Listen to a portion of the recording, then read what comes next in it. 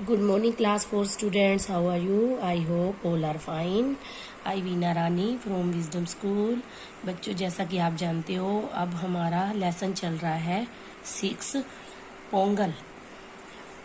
ये हमारी हिंदी की पाठ्य पुस्तक गुलमोहर का पाठ 6 पोंगल।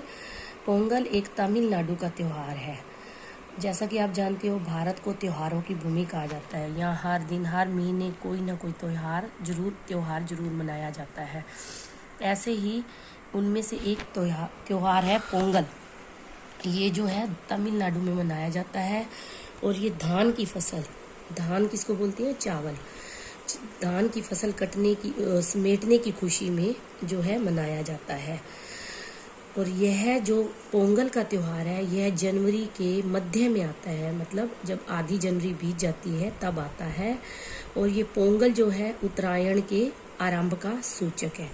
मतलब उत्तरायण का अर्थ होता है कि सूर्य का उत्तर दिशा में जाना। ये अभी तक हम ये पढ़ चुके हैं। और इससे पोंगल के पहले और बाद वाले दिन का भी बहुत महत्व होता है।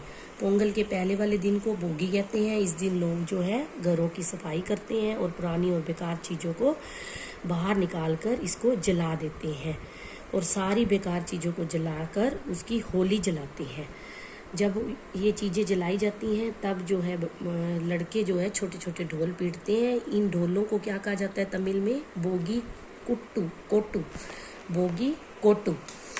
उसके बाद क्या था कि जब ये साफ सफाई हो जाती है, फिर चावल के आटे से फर्श पर कुछ आकृतियां बनाई जाती हैं। तो इनको क्या कहा जाता है? कोलम।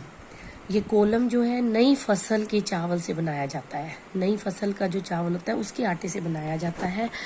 और पोंगल के लिए जो एक विशेष बर्तन खरीदा जाता है, जिसमें दूध, नई फसल के चावल, गुड़ और मसाले डालकर सूर्य देवता के लिए भोग तैयार किया जाता है। जिस बर्तन में पोंगल बनाते हैं वह उस बर्तन को कहते हैं पोंगल पानई। क्या कहते हैं? पोंगल पानई। बर्तन के गले पर हल्दी का पौधा भी बांधा जाता है। और हल्दी और धान की फसल जो है तमिलनाडु में एक साथ ही निकलती है। और जब पोंगल की पूजा होती है तब जो है नए कपड़े पहने जाते हैं। सभी जो लोग जो है नए कपड़े पहनते हैं। और इस दिन ईख काट कर गंडेरियां बनाई जाती हैं। ईख यानी गन्ना काट कर गंडेरियां बनाई जाती हैं। इन गंडेरियों को तमिल में बोलते हैं करम्बू। क्या बोलते हैं? करम्बू। सॉरी, गनेरियों को नहीं, गन्ने को क्या बोलते हैं? करम्बू। और गनेरियों के जो टुकड़े किए जाते हैं, गन्ने के जो टुकड़े किए जाते हैं, उन गंडेरियों को क्या बोलते हैं? करम्बू तुंडम। करम्बू तुंडम। यहाँ तक हमने पढ़ लिया था, रीड हो चुका था हमारा। गंडेरी को करम्बू तुंडम कहते हैं। उसके बाद जो है अब हम रीड करेंगे। पोंगल के बाद वाला दिन माटू पोंगल के रूप में मनाया जाता है। ये तो अभी तक तो पोंगल से पहले वाले दिन की बात हो रही थी। अब पोंगल के बाद वाले दिन। पोंगल अभी तक हुई है पोंगल से पहले और पोंगल के त्योहार की बात। अब पोंगल के बाद वाले दिन क्या होता है? पोंगल के बाद वाला दिन माटू पोंगल के रूप में मनाया जाता है। इस दिन पशुओं के प्रति कृतज्ञता प्रकट की जाती है। कृतज्ञता मतलब उनके साथ सहानुभूति का भाव, उनके साथ आदर का भाव जो है प्रकट किया जाता है, क्योंकि सारे साल वे ही परिवार की सेवा करते हैं। सारा साल जो है पशु जो है सेवा करते हैं परिवार की, इसलिए उनके प्रति आदर का भाव प्रकट किया जाता है। पोंगल के बाद वाले दिन गायों के माथा पर हल्दी कुमकुम लगाई जाती है। गायों के माथे पर क्या लगाया जाता है? हल्दी और कुमकुम। उनके गले में पुष्प हार डालकर उनकी पूजा की जाती है। पुष्प, फूल, हार, माला। उनके गले में फूलों की माला, पुष्प हार डालकर उनकी पूजा की जाती है। उसके बाद उन्हें पोंगल खिलाया जाता है। पोंगल जो वो तैयार किया जाता है भोग। उसके बाद उन्हें पोंगल खिलाया जाता है। खेतों में काम करने वाले लोग बैलगाड़ियों, हलों और दूसरे औजारों हथियारों पर रंग रोगन करते हैं। जो लोग खेतों में काम करते हैं, किसान लोग, वो अपनी बैलगाड़ियों जो कि खेतों में प्रयोग की जाती हैं, हल भी प्रयोग किए जाते हैं, और जो दूसरे औजार हथियार जो भी प्रयोग किया जाता है खेतों में, उन सभी को वो रंग रोगन करते हैं। बैलों के सींगों को घिस घिस कर नोकदार बनाया जाता है। बैलों के जो सींग होते हैं उनको घिसा घिसा कर नोकदार बनाया जाता है, नुकीला बनाया जाता है, नोकदार नुकीला। उन पर रंग रोगन लगाकर उनकी नोकों पर धातु के छल्ले मढ़ दिए जाते हैं। औजारों के बाद उनके जो बैलों के जो सींग होते हैं उनको भी रंग रोगन किया जाता है। फिर जो नुकीलापन निकाला जाता है, उन नोकों पर धातु के, किसी भी धातु के छल्ले, धातु जैसे सोना, चांदी, पीतल, किसी भी धातु के जो है छल्ले चढ़ा दिए जाते हैं, मढ़ दिए जाते हैं। ये तैयारियां होती हैं मंजी विरोट्टू के लिए। मंजी विरट्टू के लिए रंग बिरंगे सींगों वाले बैल गले में मनके और घंटियां टनटनाते हुए गलियों में दौड़ते हैं। जब उनको सींगों को रंग दिया जाता है उसके बाद, और वो जो धातुओं के छल्ले वगैरह मढ़ दिए जाते हैं, उनके गले में घंटियां पहना दी जाती हैं, तब वो क्या करते हैं, अपने गले में मनके और घंटियां टनटनाते हुए गलियों में दौड़ते हैं। उनके पीछे युवकों के झुंड चलते हैं, झुंड, समूह, बहुत सारे युवकों का जो समूह जो है उनके पीछे पीछे चलता है। कभी कभार कोई युवक किसी बैल को घेर कर उसकी पीठ पर सवार हो जाता है। कभी कभार ऐसा होता है, हमेशा नहीं होता।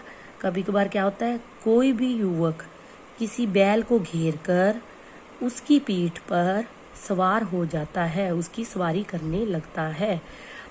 कुछ फासले तक उसे दौड़ाने के बाद वह बैल के गले में बंधी रुपयों की थैली उतार लेता है। थोड़ी दूर चलने के बाद, कुछ दूरी के बाद वो उसे दौड़ाता है वह युवक, फिर उसके गले में जो थैली, जो रुपयों की थैली होती है, वह उसको उतार लेता है। रुपए उसी युवक के हो जाते हैं। जो युवक थैली उतारता है रुपयों की, वही उसके रुपए हो जाते हैं, वही थैली उसकी हो जाती है। पर सब बैल इतनी आसानी से काबू में नहीं आते। बैल जो है इतनी आसानी से काबू में नहीं आते। कुछ बैल तो बड़े उग्र होते हैं। उग्र जो है गर्म स्वभाव वाला, गुस्से वाला। आपने भी कई बार देखा होगा, गलियों में बैल लड़ रहे होते हैं, कैसे खूंखार तरीके से लड़ रहे होते हैं, वो गुस्से में भर के, कि उनको कुछ नहीं पता चलता आगे कौन आ रहा है, किसी को कोई चोट लग जाएगी, उनके दिमाग में कुछ भी नहीं होता, बस उनका काम होता है लड़ाई करना। तो उग्र, बहुत गुस्से वाले। ऐसे ही जो बैलों को दौड़ाया जाता है, उनमें से कुछ बैल जो है बड़े उग्र होते हैं, खूंखार तरह के होते हैं।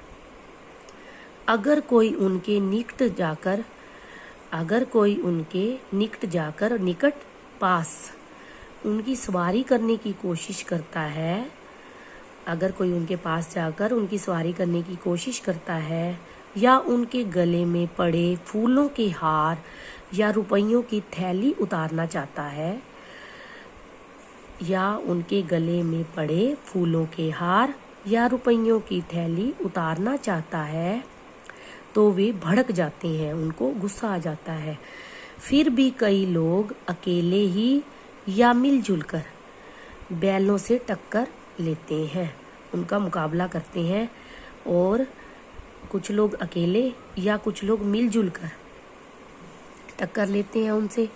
बहुत ही रोमांचक दृश्य देखने को मिलता है। रोमांचक जो है आनंद से भरा हुआ, ये जो दृश्य जो होता है आनंद से भरा होता है और ये सभी को देखने को मिलता है। सायंकाल ग्राम देवी के मंदिर परिसर में सायंकाल ग्राम देवी के मंदिर परिसर में महिलाएं पूजा करने आती हैं। सायंकाल शाम का समय, सायं शाम काल समय, शाम के समय ग्राम देवी जो उस गांव की जो देवी है उसका जो मंदिर होता है उसमें बहुत सारी महिलाएं पूजा करने के लिए आती हैं। इसके बाद शुरू होती है बैलगाड़ियों की मनोरंजक दौड़। इसके बाद क्या शुरू होता है? बैलगाड़ियों की मनोरंजक दौड़। मनोरंजक जो हमें आनंद देती है। बैलगाड़ियों की दौड़ कैसी होती है? आनंददायक, आनंद देने वाली, मनोरंजन, हमारा मनोरंजन बढ़ाने वाली, जिसमें सभी आयु वर्ग के लोग उत्साहपूर्वक शामिल होते हैं। उस दौड़ को देखने के लिए सभी आयु वर्ग के लोग, सभी आयु वर्ग मतलब बच्चे, बूढ़े, जवान सभी उसमें आते हैं और उस बैलगाड़ियों की दौड़ को देखते हैं और उस दौड़ को देखने के लिए उत्साहपूर्वक शामिल होते हैं। उस दौड़ को देखने के लिए वे सभी आयु वर्ग के लोग उनके अंदर उत्साह भरा होता है उस दौड़ को देखने के लिए। तो ये बच्चों हमारा पेज नंबर 45, 46 और 47 रीड कर चुके हैं हम। अब आपने भी इनको अच्छे से रीड करना है और टिपिकल वर्ड है, अगर आपको पढ़ना ना आए तो आप मेरे से पूछ सकते हैं।